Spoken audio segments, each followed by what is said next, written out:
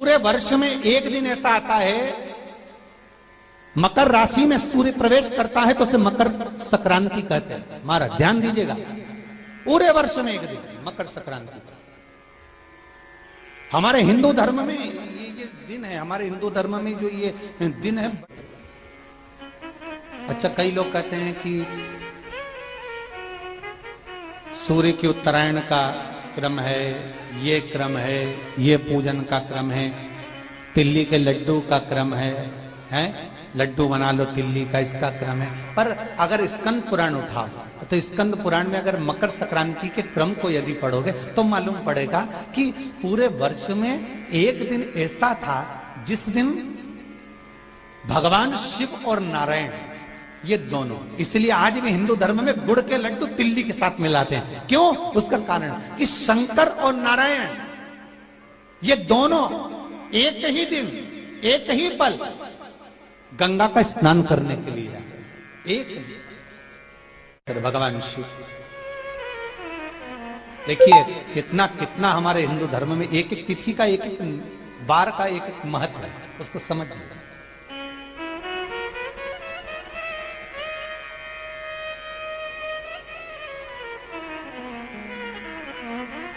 माता लक्ष्मी,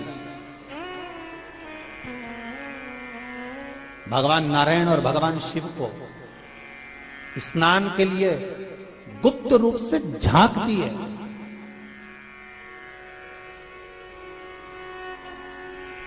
तो भगवान विष्णु ने तिरछी दृष्टि में माता लक्ष्मी को देखा, तिरछी दृष्टि। तो माता लक्ष्मी को देखकर भगवान विष्णु शिव जी को देखे तो शंकर भगवान ने कहा, नारायण हमने देख लिया, महारानी लक्ष्मी झांक रही है, हमने वर दे दिया है कि लक्ष्मी का एक नाम गुप्त लक्ष्मी रहेगा, ये छुपी रहेगी। और आज मकर संक्रांति के दिन नारायण और शिव का दर्शन इस लक्ष्मी ने करा है। पर जो गुप्त लक्ष्मी का दान दे देगा उसके घर में कभी कोई बड़ी बीमारी प्रवेश नहीं करेगी। कैंसर जैसा रोग, किडनी और लीवर का रोग नहीं हो सकता। आज भी नियम है कि मकर संक्रांति के दिन एक लड्डू बनाया जाता है गुड़ और तिल्ली का, उसमें 1 का सिक्का, 2 का सिक्का या कोई लक्ष्मी उसमें फंसा दी जाती है और लड्डू को पैक कर कर किसी मंदिर में दान दे दिया जाता है। उसको कहते हैं गुप्त लक्ष्मी, जिससे घर में कोई बड़ी बीमारी प्रवेश न हो। वो केवल मकर संक्रांति को ही होता है। आपको अगर ऐसा महसूस होता है कि किसी ने आपकी दुकान पर बंधन कर दिया, आपका व्यापार बांध दिया, 4 दिन दुकान अच्छी चल रही है और 4 दिन बंद हो रही है, तो महाराज सूर्य का उत्तरायण जो प्रवेश है मकर के अंतर्गत, वो दोपहर में लगभग 2:30 बजे के करीब में आए, 2:30 से 3 के करीब में आया।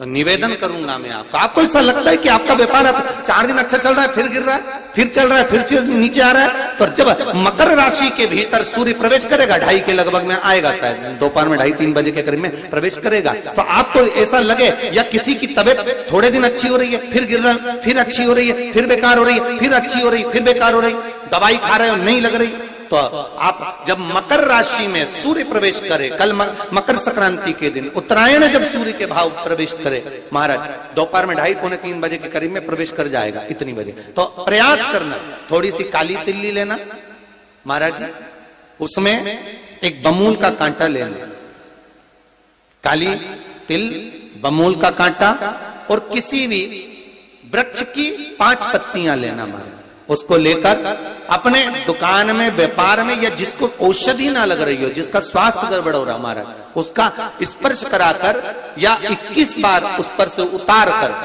और उतारना क्या नाम लेकर है? अवधूतेश्वर महादेव। कौन सा महादेव है? जम के बोलो जरा, अवधूतेश्वर महादेव। शिव जी का एक अवतार हुआ था, अवधूत रूप शंकर का। शंकर भगवान के उस क्रोध को, भगवान शिव के उस क्रोध को ब्रह्मा जी ने घोड़े का रूप दे दिया था और घोड़े को समुद्र में डाल दिया था। उस घोड़े से जलंधर हुआ था, फिर जलंधर का विवाह वृंदा से हुआ था, अर्थात शास्त्र कहता है कि अवधूतेश्वर महादेव का जो रूप है वो रोग का निवारण करने के लिए, व्यापार की वृद्धि को आगे बढ़ाने के लिए। आप लोगों ने कहीं कहीं देखा होगा, किसी किसी के ऑफिस में देखा होगा कि वास्तु शास्त्री कहते हैं कि दौड़ते हुए घोड़े का फोटो लगाओ। सुना है कि नहीं सुना? अरे बोलो तो, सुना है कि नहीं सुना? किसी वास्तु वाले के पास जाओगे ना तो वो कहेगा तुम्हारा ऑफिस अच्छा नहीं चल रहा ना, तो दौड़ते हुए घोड़े का फोटो लगाओ। जो घोड़े 4-5 घोड़े दौड़ रहे हैं उनका फोटो लगा। क्यों कहते हैं वो? उसका कारण क्या है? वास्तु शास्त्री ऐसा क्यों बताते हैं कि दौड़ते हुए घोड़े का फोटो? उसका शास्त्र प्रमाण शिव महापुराण करती है महाराज कि शिव का एक रूप अवधूतेश्वर है, जिसको ब्रह्मा जी ने घोड़े का रूप दे दिया और घोड़े का रूप देकर उसको समुद्र में डाल दिया, जिससे जलंधर की उत्पत्ति हुई। तो अगर मान लो अगर प्रॉब्लम चल रही है, व्यापार में दिक्कत आ रही है, व्यवसाय में तकलीफ आ रही है, या किसी ना किसी रूप में कोई ना कोई कष्ट आपको लग रहा है, तो अवधूतेश्वर महादेव का नाम लेकर काली तिल्ली, वृक्ष की पत्ती और एक बमूल का कांटा लेकर, और आप दुकान में से उतार लो चाहे शरीर पर से उतार लो, उसको ले जाकर किसी भी चौराहे पर उसको पटक दीजिए। चौरस्ते पर नहीं डाल सकते तो बहते हुए पानी में डाल दीजिए। बहता हुआ पानी ना मिले तो पीपल के वृक्ष के नीचे डाल दीजिए, पर उसको मकर राशि के प्रविष्ट भाव में ही डालना।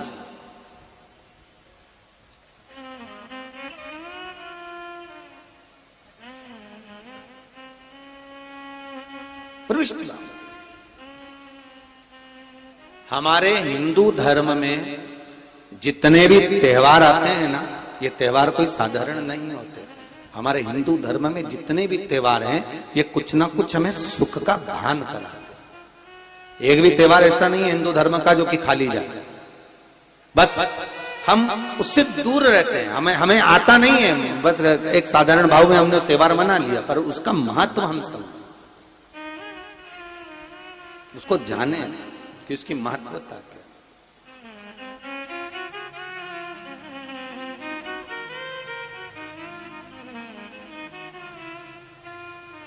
बस हृदय चित्त हो।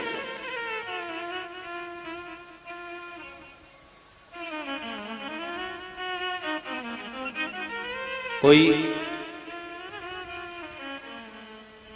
किसी व्यक्ति ने मालूम पड़े कोई भूमि पर कब्जा कर लिया और नहीं छोड़ रहे, तो उसके लिए भी कल का दिन बड़ा महत्वपूर्ण है महाराज।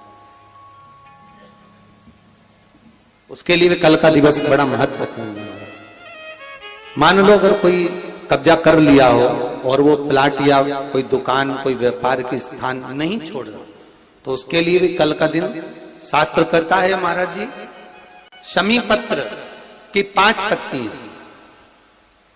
कितनी पत्तियां लेना है? 5।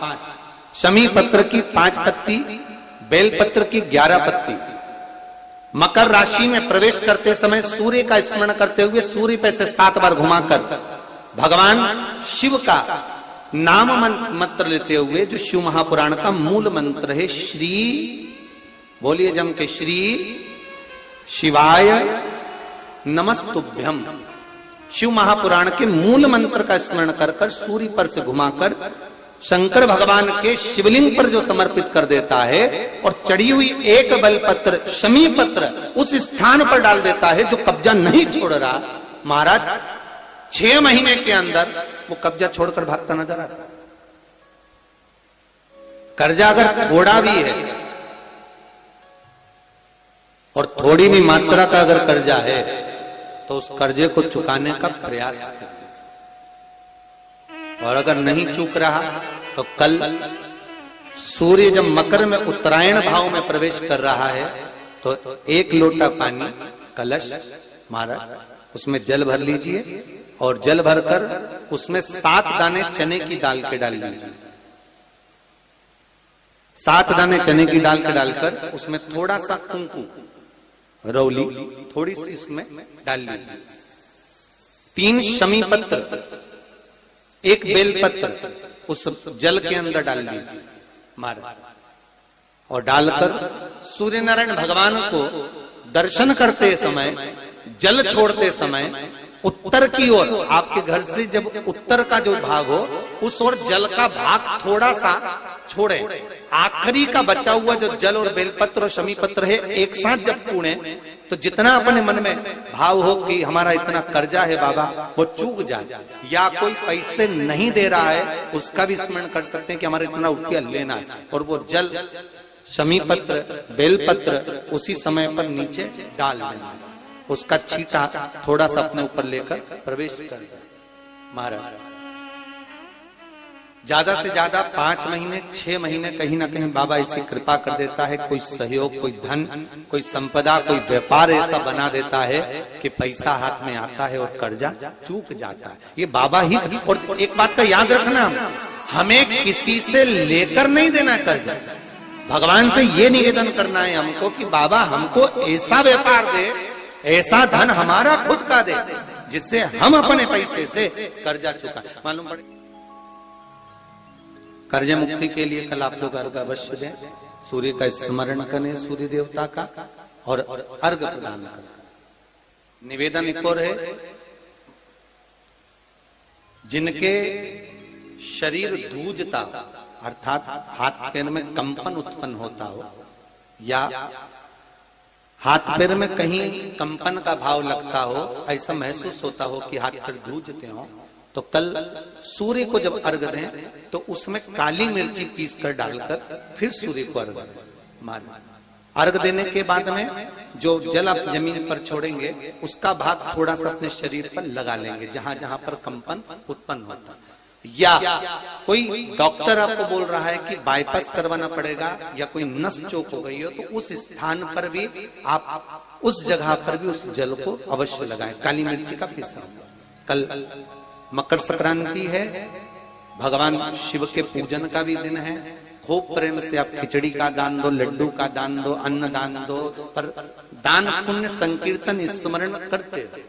और कम से कम 14 लोगों से हर हर महादेव तो कह लो, नमः शिवाय तो बोल लो, राम राम तो बोल लो, कृष्ण नाम तो बोल लो।